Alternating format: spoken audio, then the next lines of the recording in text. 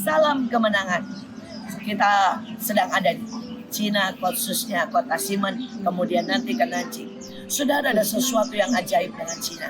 Saudara, saya percaya ini adalah sebuah penetapan Tuhan, bahwa Cina memiliki nama dulu adalah Land of Lamb. Artinya tanah para gembala, tanah anak domba. Kenapa? Karena hari itu semua orang memakan daging domba. Menurut mereka daging domba lebih bagus dari daging babi ataupun daging yang lain. Tapi saya percaya itu bukan sebuah kebetulan. Tapi Tuhan mau menetapkan Cina harus menjadi negeri anak domba Allah. Ada anak domba yang mati di atas kayu salib, yang menebus seluruh dunia, yang menebus China buat kemuliaan Tuhan. Karena itulah seperti tagline mereka, bahwa di setiap rumah di seluruh dunia akan ada barang Cina. Maka sekarang seluruh orang Cina akan menjadi pengabar Injil, pembawa lawatan. Saudara, di dalam Alkitab ada dua destiny Cina. Satu sisi dia akan menjadi negara antikris, negara yang membawa kesesakan besar dengan merusak semua ekonomi seluruh dunia. Dan itu sudah mulai terlihat hari ini dengan adanya British dan adanya pertentangan dengan Amerika. Saham mulai goyah dan kemudian menyebabkan kerugian untuk banyak tempat. Saudara, hari-hari ini seluruh dunia mulai dikuasai dan diambil oleh Cina. Tetapi saya mau berkata, ada destiny lain dari Cina. Saudara, namanya adalah negeri ayam jantan. Bentuknya, saudara, adalah seperti ayam jantan. Hari itu, saudara, Tuhan berkata, kalau engkau mendengar ayam berkokok, maka engkau harus bertobat. Walaupun engkau sudah menyangkal 3 kali. Seberapa kali pun Cina pernah menyangkal. Saudara, Cina pernah membuat perdamaian dengan komunis. Cina pernah membunuh begitu banyak anak-anak Tuhan. Cina pernah menghabiskan semua Alkitab. Tapi saya berkata, seperti sudah tertulis, begitu ayam berkokok, Cina kembali kepada Tuhan. Ada sebuah pertobatan akan bergema di seluruh dunia. Cina akan membawa pertobatan. Cina akan membawa lawatan.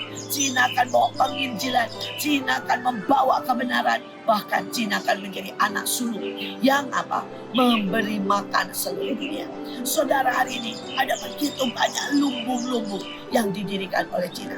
Mereka membuat sebuah lumbung-lumbung besar dan mereka percaya, kalaupun negara di seluruh dunia kehabisan makanan, Cina tidak akan pernah kehabisan makanan.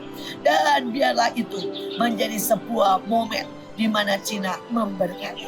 Lumbungnya tidak disimpan untuk mereka, tapi akan dibuka untuk memberkati seluruh dunia. Sehingga seluruh dunia tidak akan ada kelaparan. Tapi kita juga berdoa, bukan kelaparan soal jasmani saja, tapi lebih lagi kelaparan akan haus dan lapar akan firman Tuhan, akan saudara kebenaran, dan Cina akan menjadi pembawa kebenaran. Saudara, biar bagaimana, menurut data ada lebih dari 70% di seluruh dunia orang yang memiliki keturunan daripada Cina. Saudara, saya punya 25%, 28 saudara keturunan DNA Cina.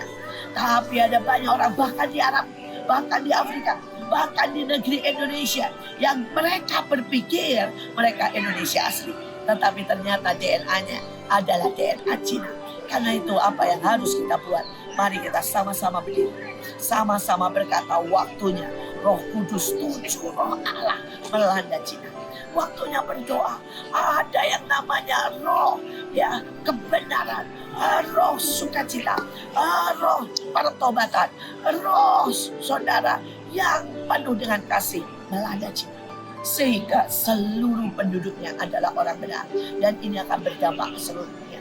Saya percaya doa kita akan membuat dari level presiden sampai yang paling bawah akan dilanda Tuhan. Bagi Tuhan tidak ada yang mustahil. Hari ini kami berkata, semua perjanjian yang lama dengan komunis, dengan ateis dibatalkan dan berganti. Hari ini tepat 100 tahun kita mau berkata ada perjanjian baru antara Cina dengan Tuhan. Amin. Antara Cina dengan Yesus Kristus Tuhan. Kami mau berkata, kami menyerahkan Cina. Hari ini kepada Yeshua HaMashiach yang akan menyelamatkan seluruh Cina. Kita mau berkata hari ini 7 roh Allah akan melanda seluruh Cina. Ada roh dakwah, ada roh pertobatan, ada roh keperkasaan. Dan kita mau berkata lawatan terbesar atas seluruh Cina. Kita percaya kemenangan adalah bagi anak-anak Tuhan yang berdoa. Doa kita tidak akan pernah sia-sia. Ada kuasa Tuhan yang akan melanda Cina. Dan saya mau berkata dimanapun, di seluruh dunia, termasuk di Indonesia jelas. Kita mau berkata, kita mau warisi. Saudara, pada waktu saya di sini, saya melihat segala bunga ada di Indonesia, saudara. Tapi berbeda. Kalau di Indonesia bunganya sedikit, saudara ya.